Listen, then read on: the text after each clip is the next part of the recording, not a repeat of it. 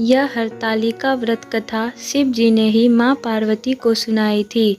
शिव भगवान ने इस कथा में माँ पार्वती को उनका पिछला जन्म याद दिलाया था। हे गौरा, पिछले जन्म में तुमने मुझे पाने के लिए बहुत छोटी उम्र में कठोर तप और घोर तपस्या की थी। तुमने ना तो कुछ खाया और ना ही पिया, बस हवा और सूखे पत्ते चबाए। जला देने वाली गर्मी हो या कंपा देने वाली ठंड, तुम नहीं हटी, डटी रही। बारिश में भी तुमने जल नहीं पिया। तुम्हें इस हालत में देखकर तुम्हारे पिता दुखी थे। उनको दुखी देखकर नारद मुनि आए और कहा, मैं भगवान विष्णु के भेजने पर यहाँ आया हूँ। वह आपकी कन्या से विवाह करना चाहते हैं। इस बारे में आपकी राय जानना चाहता हूँ। नारद जी की बात सुनकर उसके पिता बोले, अगर भगवान विष्णु यह चाहते हैं तो उन्हें कोई आपत्ति नहीं, परंतु जब तुम्हें इस विवाह के बारे में पता चले तो तुम दुखी हो गई।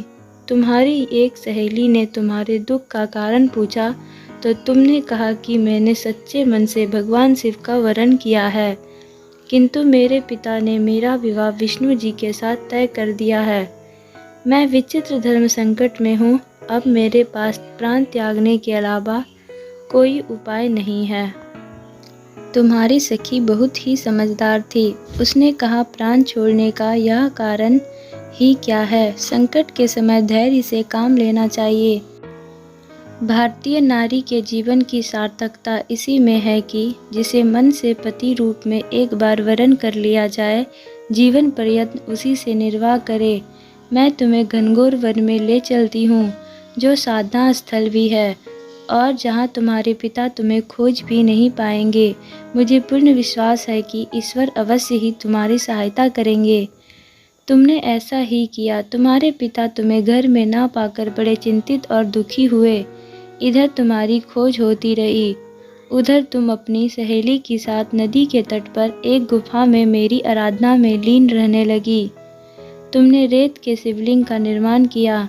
तुम्हारी इसी कठोर तपस्या के कारण प्रभाव से मेरा आसन हिल उठा और मैं शीघ्र ही तुम्हारे पास जा पहुंचा और तुमसे वर मांगने को कहा। तब अपनी तपस्या के फलीभूत मुझे अपने समक्ष पाकर तुमने कहा, मैं आपको सच्चे मन से पति के रूप में वरण कर चुकी हूँ। यदि आप सचमुच मेरी तपस्या से प्रसन्न होकर यहाँ पधारे हैं तो मुझे अपनी अर्धांगिनी के रूप में स्वीकार कर लीजिए। तब तथास्तु कहकर मैं कैलाश पर्वत लौट गया। उसी समय गिरिराज अपने बंधुओं के साथ तुम्हें खोजते वहां पहुँचे। तुमने सारा वृत्तांत बताया और कहा कि मैं घर तभी जाऊंगी अगर आप महादेव से मेरा विवाह करेंगे। तुम्हारे पिता मान गए और उन्होंने हमारा विवाह करवाया। इसी व्रत का महत्व यह है कि मैं इस व्रत को पूर्ण निष्ठा से करने वाली प्रत्येक स्त्री को मनवांछित फल देता हूँ। इस पूरे प्रकरण में तुम्हारी सखी ने तुम्हारा हरण किया था, इसीलिए इस व्रत का नाम हरतालिका व्रत हो गया।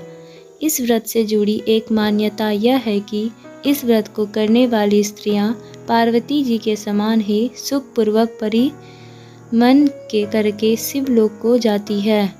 सौभाग्यवती स्त्रियां अपने सुहाग को अखंड बनाए रखने और अविवाहित युवतियां मन मुताबिक वर पाने के लिए हरतालिका तीज का व्रत करती है। इस दिन व्रत को करने वाली स्त्रियां सूर्योदय से पूर्व ही उठ जाती हैं और नहाकर पूरा श्रृंगार करती हैं।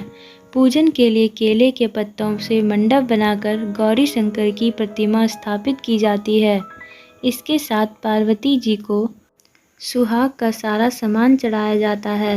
रात में भजन कीर्तन करते हुए जागरण कर 3 बार आरती की जाती है और शिव पार्वती विवाह की कथा सुनी जाती है। इस व्रत के व्रती को स्नान का निषेध है, इसके लिए उसे रात्रि में भजन कीर्तन के साथ रात्रि जागरण करना पड़ता है। प्रातःकाल स्नान करके पश्चात श्रद्धा एवं भक्ति पूर्वक किसी सुपात्र सुहागिन महिला को श्रृंगार सामग्री, वस्त्र, खाद्य सामग्री, फल, मिष्ठान एवं यथाशक्ति आभूषण का दान करना चाहिए। रेत के शिवलिंग बनाए हैं तो उनका जलाशय में विसर्जन करना चाहिए और खीरा खाकर व्रत को संपन्न करना चाहिए। थैंक यू दोस्तों।